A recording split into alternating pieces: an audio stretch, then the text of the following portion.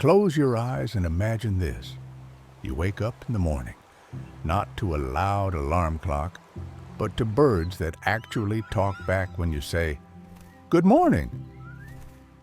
Imagine strawberries as big as softballs, so sweet and juicy they almost explode with flavor when you bite into them.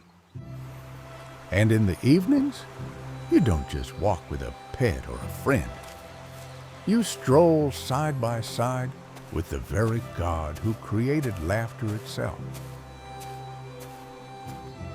Sounds like paradise, right? Pure happiness. But here's the catch. There's just one rule. One tiny, almost silly rule. God says, don't eat from that one tree in the middle of the garden. That's it? Just one tree? Sounds easy enough, doesn't it? What could possibly go wrong? Well, actually a lot. And that's where our story really begins. The very first book of the Bible, Genesis, doesn't start with an ordinary place. It takes us straight into the most beautiful garden the world has ever known, Eden. Picture sparkling rivers flowing like silver, colorful gems glittering in the sunlight, fruit trees heavy with delicious food, and fresh air that smells like rain mixed with cinnamon. It was like stepping into a living painting where everything was alive and good. In this garden, God made the very first man, Adam, from the rich, soft soil of the ground. Then, in the most caring act, God made the first woman, Eve, from Adam's side. She wasn't an afterthought. She was part of the plan all along, created to be Adam's partner and friend. Their job? Not complicated. They were gardeners and explorers. They got to enjoy, care for, and discover everything God had made. They could create, play, and dream. The only rule was crystal clear. Don't eat the fruit from just one tree. Now, God's rule wasn't mean or unfair. He wasn't trying to keep the best snack from them. It was actually about trust. In the garden, there were two very special trees, the tree of life and the tree of the knowledge of good and evil. God said, eat from any tree you want, but not from the tree of the knowledge of good and evil. Why? Because eating from that tree wasn't just about fruit. It was about taking on a kind of knowledge and responsibility they weren't ready for. Think about it like this. A mom or dad doesn't let a toddler stick their fingers in an electrical socket. Not because they're mean, but because it would hurt the child. That's exactly how God's no worked. God was saying, trust me. Let me carry the heavy stuff for now. You get to enjoy freedom, fun, and life. Just trust me with the rest. But then came trouble. A serpent slid into the garden. He wasn't just any snake. He was clever and tricky. And he asked Eve a sneaky question. Did God really say you can't eat from any tree in the garden? See what he did? He twisted God's words, making the rule sound unfair and harsh. Eve tried to correct him, but the serpent pushed harder. You won't die if you eat it. Instead, you'll become like God, knowing good and evil. The lie was clear. God is holding out on you. He's keeping the best for himself. It was the oldest trick in the book, making them doubt God's goodness. Eve looked at the fruit again, looked delicious. It sparkled with the promise of wisdom. She reached out, picked it, and took a bite.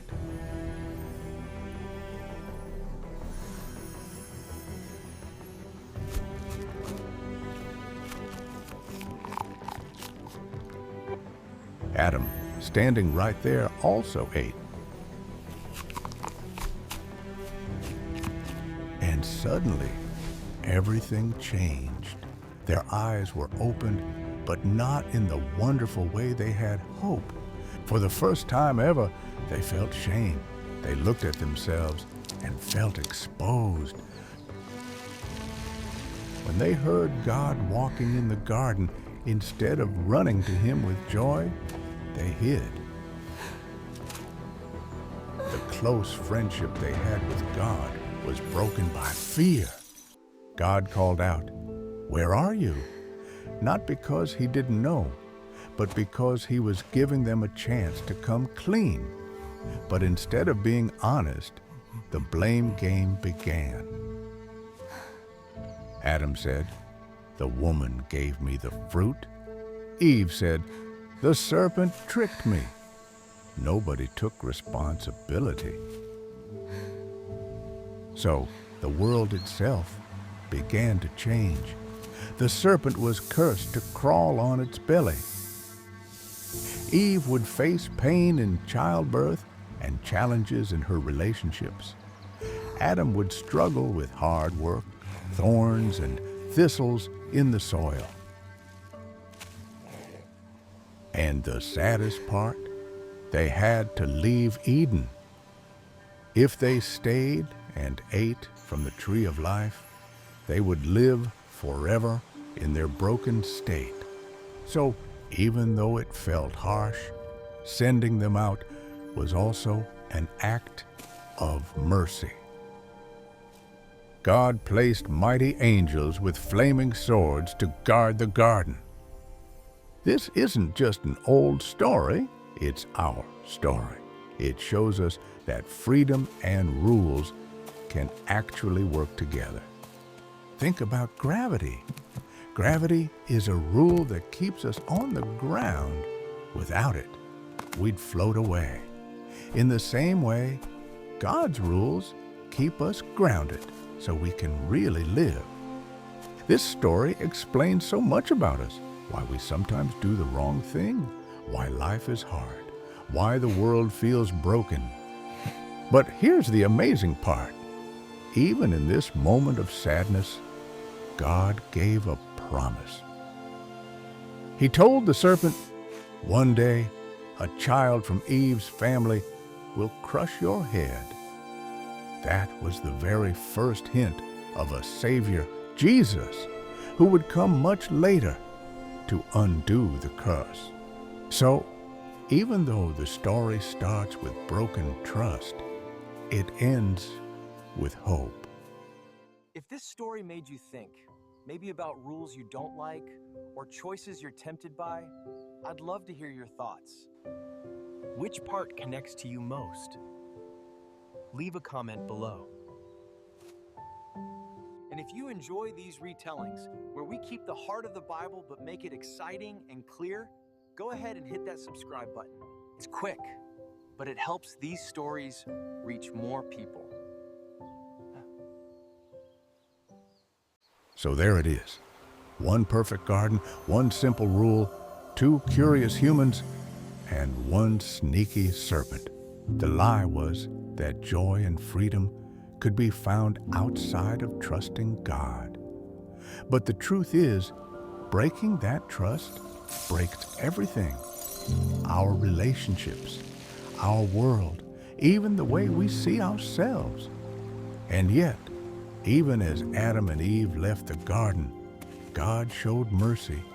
He gave them clothes, gave them hope, and whispered a promise that the story wasn't over. That same promise is for us too.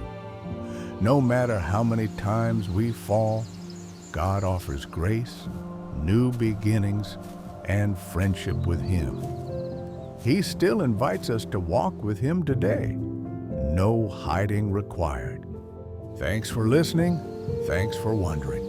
And I'll see you in the next story.